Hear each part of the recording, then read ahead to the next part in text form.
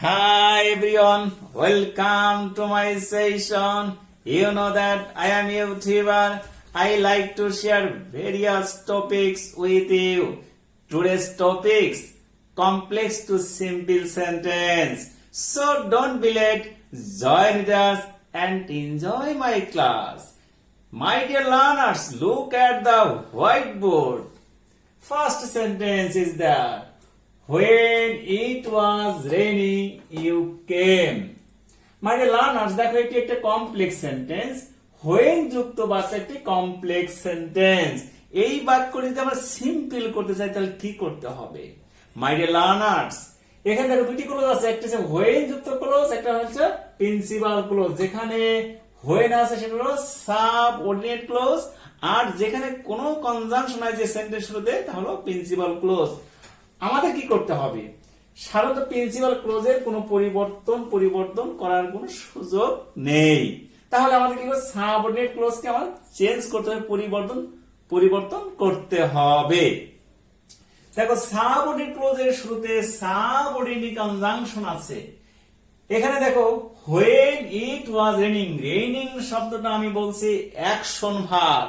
যখন action verb থাকবে সেক্ষেত্রে when বাদ দিয়ে কি লিখতে হবে?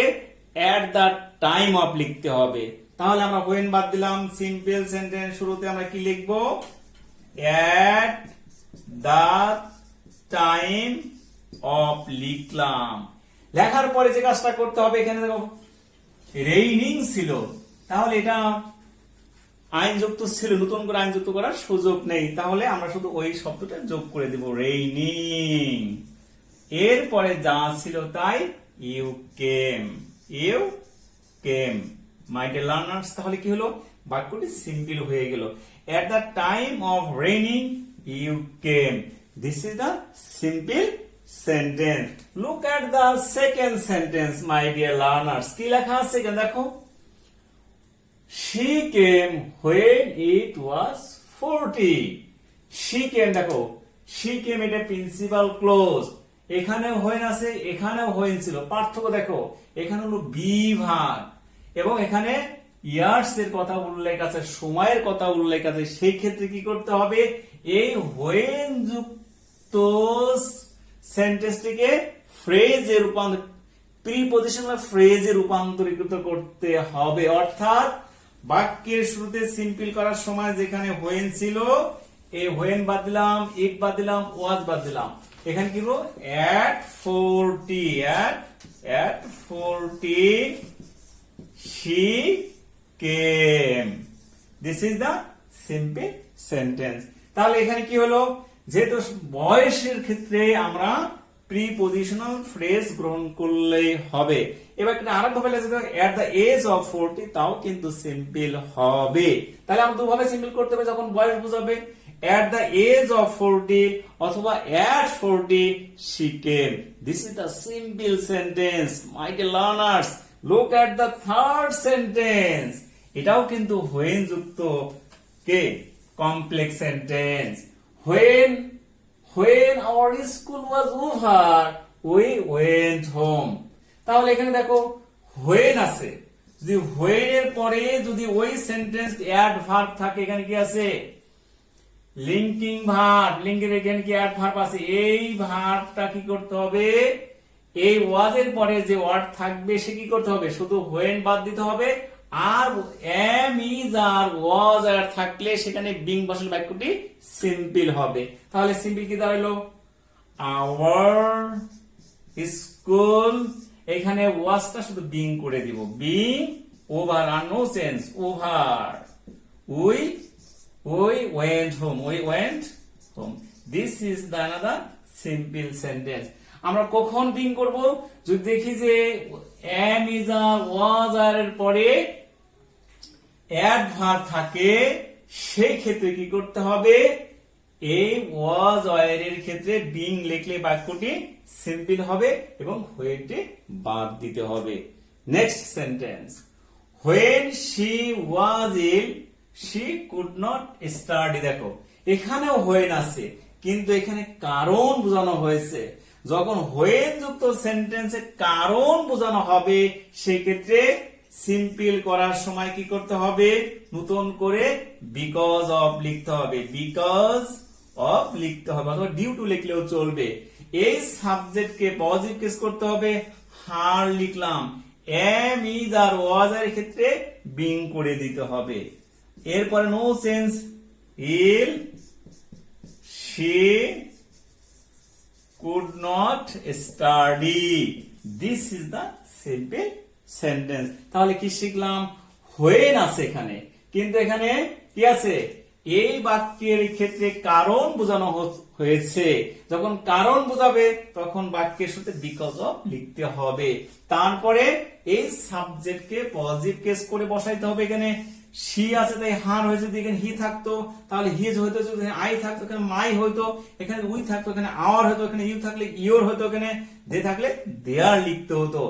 আর এম ইজ এর ক্ষেত্রে বিং লিখলে বাক্যটি সিম্পল হতে বাধ্য। মাই ডিয়ার লার্নার্স, এবার লক্ষ্য করো 5 নম্বর সেন্টেন্স কি আছে এখানে, when it was winter most of our rivers become dried।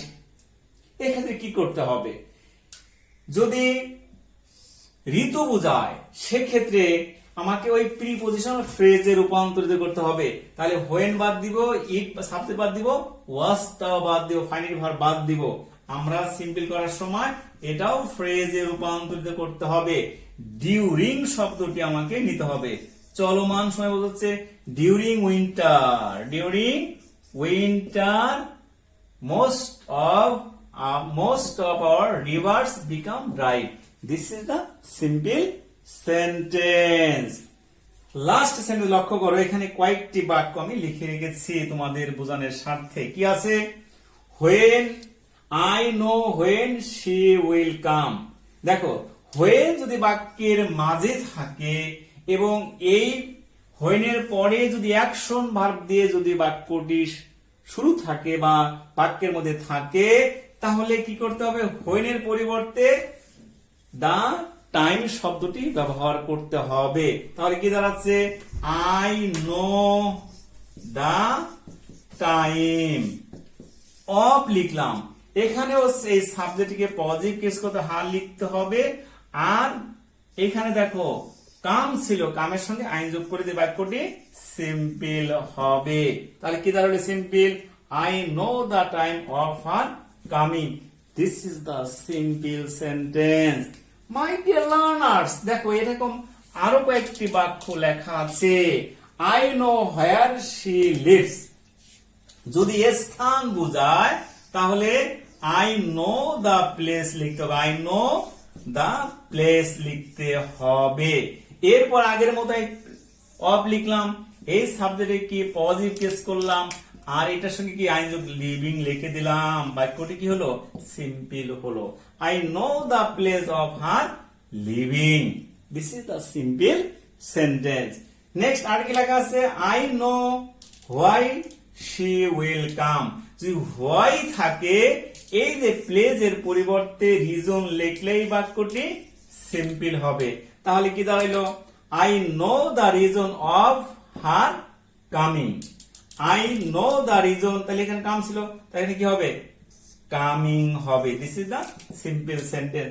যদি হাউ থাকে, I know how she will come, সেক্ষেত্রে কি হবে, তাহলে যদি হোয়াই থাকে আমরা রিজনের ব্যবহার করলাম, আর যদি হাউ থাকে দা ওয়ে ব্যবহার করতে হবে।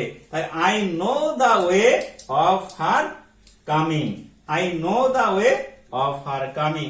মাই ডিয়ার লার্নার্স, আমি আবার বলছি, যদি when থাকে তাহলে দা টাইম অফ লিখতে হবে, হোয়াই থাকলে দা রিজন অফ লিখতে হবে, হাউ থাকলে দা ওয়ে অফ লিখতে হবে, আর when থাকলে দা টাইম অফ লিখতে হবে।